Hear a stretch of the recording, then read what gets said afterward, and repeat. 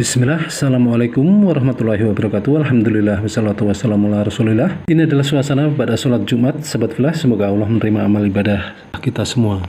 Ada yang menarik yang disampaikan khotib, yakni tentang kisah orang terakhir yang keluar dari neraka dan dia pula yang terakhir memasuki surga. Sebuah kisah yang diriwayatkan oleh Imam Muslim. Beliau meriwayatkan dari sahabat Abdullah bin Mas'ud radhiyallahu anhu. Satu peristiwa mengharukan dan penggugah semangat bagi para pencari kebahagiaan. Inilah kisah orang terakhir yang keluar dari neraka jahanam dan dia pula yang memasuki jannah dengan derajat yang paling rendah. Dikisahkan setelah sirat jembatan dipancangkan di atas neraka jahanam, sementara di sisi-sisinya pengait-pengait tajam laksana duri pohon sa'dan, manusia diperintahkan untuk menyeberanginya. Terbagilah mereka menjadi tiga golongan besar. Golongan pertama, mereka yang selamat tanpa halangan. Ada yang berjalan secepat kilat, yang berjalan sekejap mata, ada pula yang berlari seperti kuda. Demikian seterusnya. Mereka berjalan sesuai amalan ketika di dunia. Kemudian golongan kedua, mereka yang selamat menyeberangi sirat, namun terluka, terkena sambaran-sambaran pengait. Adapun golongan ketiga, mereka adalah orang-orang yang tersungkur, terlempar ke neraka jahanam. Mereka lah orang-orang kafir,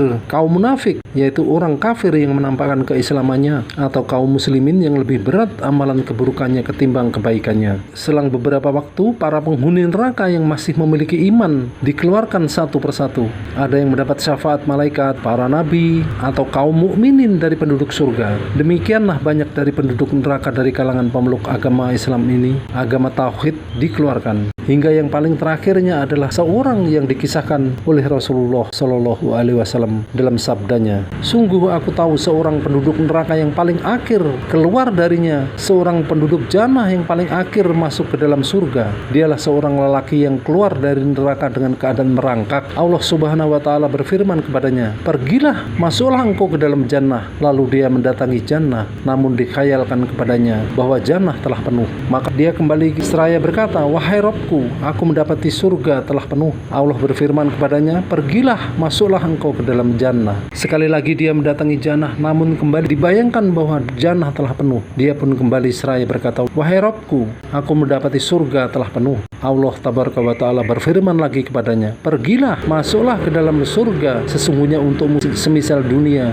dan 10 kalinya. Nabi Shallallahu Alaihi Wasallam bersabda, laki-laki itu berkata, apakah engkau memperolok-olok aku padahal engkau adalah raja? Abdullah bin Mas'ud radhiyallahu anhu berkata, aku melihat Rasulullah Shallallahu Alaihi Wasallam tertawa sampai nampak gigi geraham beliau, dan dikatakan bahwa orang itu adalah penduduk surga yang paling rendah derajatnya. Hadis riwayat Muslim. Subhanallah, inilah penduduk jannah terakhir. Allah Tabaraka wa Ta'ala memberikan kenikmatan kepadanya semisal dunia dan 10 kali lipatnya. Betapa indah dan nikmatnya tinggal di surga. Kemudian pernah dikisahkan juga, diriwayatkan dengan lebih rinci dalam riwayat lain. Rasulullah Shallallahu Alaihi Wasallam bersabda, beliau mengabarkan bahwa orang yang terakhir masuk surga adalah orang yang setiap kali melangkah, ia tersungkur dan dihanguskan oleh api neraka. Tatkala orang itu telah melewati neraka, dia menoleh ke arah neraka lalu berkata, Maha suci Allah yang telah menyelamatkanku darimu. Sungguh dia telah memberiku sesuatu yang tidak pernah dia berikan kepada orang lain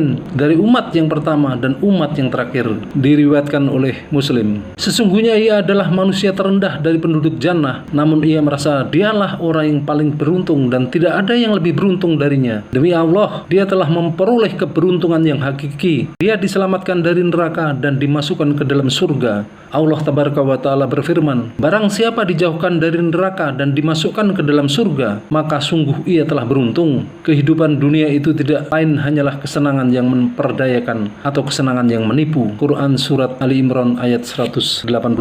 Bukan kepingan emas yang menjadi patokan kebahagiaan, bukan mobil mewah, rumah bak istana di dunia, bukan pula ekor-ekor sapi dan luasnya perkebunan. Semua itu hanyalah kesenangan yang memperdayakan. Rasulullah Shallallahu Alaihi Wasallam melanjutkan sabda beliau. Kemudian orang tersebut ditunjukkan pada sebuah pohon. Lalu dia berkata, wahai Rob, dekatkanlah aku dengan pohon ini agar aku bisa berteduh dan meminum airnya. Maka Allah Tabaraka wa Ta'ala berfirman, wahai anak Adam, jika aku kabulkan permintaanmu, mungkin engkau akan meminta lagi yang lain. Orang itu menjawab, tidak wahai Robku. Allah lalu mengambil janji darinya untuk untuk tidak meminta lagi yang lain dari Allah. Dan Allah menerima alasan orang itu yang telah melihat sesuatu. Kemudian ia tidak sabar untuk tidak memintanya. Allah pun mendekatkan pohon tersebut yang dia harapkan sehingga ia berteduh dan meminum airnya. Tinggallah orang ini di bawah pohon pertama sekehendak Allah. Kemudian orang itu ditunjukkan kepada pohon lain yang lebih bagus dari pohon yang pertama. Orang itu berkata, "Wahai Robku, dekatkanlah diriku kepada pohon itu agar aku bisa meminum airnya serta berteduh di bawahnya, dan aku tidak akan meminta yang lain lagi." Maka Allah Tabaraka wa Ta'ala berfirman, "Wahai anak Adam, bukankah engkau telah berjanji tidak akan meminta lagi atau tidak akan meminta yang lain? Jika aku dekatkan dirimu ke pohon itu, mungkin engkau akan meminta yang lain lagi." Kembali Allah menerima alasan orang itu karena dia mengetahui ketidaksabarannya. Allah pun dekatkan orang tersebut kepada pohon kedua, kemudian ia berteduh dan meminum airnya. Kemudian yang ketiga kalinya orang itu ditunjukkan pada sebuah pohon di pintu surga,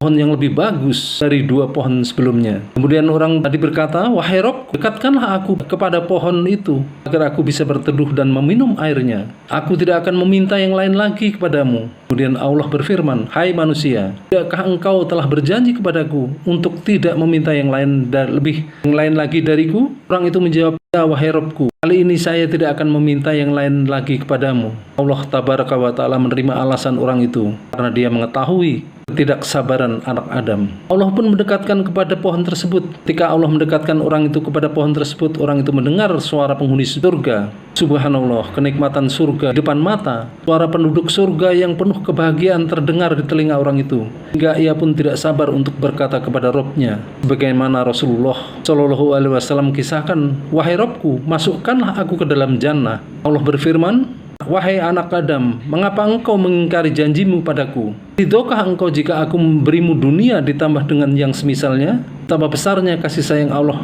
Dia tetapkan orang itu sebagai penduduk jannah. Seakan tak percaya, orang itu menjawab, "Wahai Robku, apakah engkau mengolok-olok aku sedangkan engkau adalah Rabbul Alamin?"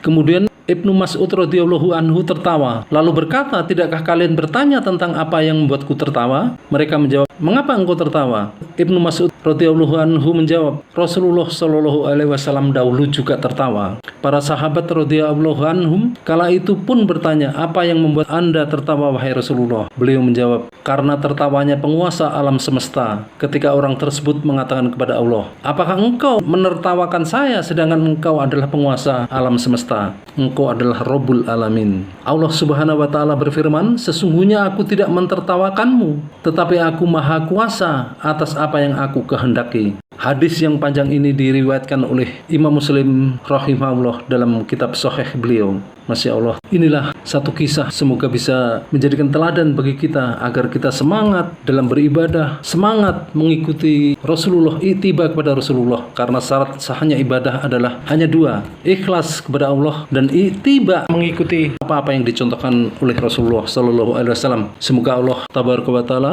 berkenan memberikan kita kemudahan dalam beribadah dan memasukkan kita ke dalam sesuatu yang belum pernah terlihat oleh mata, belum terdengar oleh telinga, dan belum terbayangkan oleh hati, yakni surga. Amin. Allahumma amin. Wassalam. Barakallahu fikum.